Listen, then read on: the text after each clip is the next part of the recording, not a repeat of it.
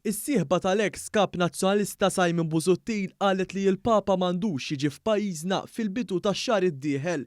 Skont Kristina Ketkuti li ħafna drabi tikteb fuq it-Times kontra il-Partit Laburista, qalet li Papa Franġisku għandu jiġi f'Malta wara li skonta l-ewwel il-Maltin isibu ruħhom. F'artiklu li fih kitbet anke fuq il-kriżi fl-Ukrajna, qalet li l-Papa ġej Malta biex skonta ibirek il-korruzzjoni. Fl-aħħar xhur is-sieħba ta' Busuttil attakkat bosta persuni fosthom il-President ta' Malta George Vella u anke s-Supretendent tas-Saħħa Pubblika l-Professur Charmaine Gauci.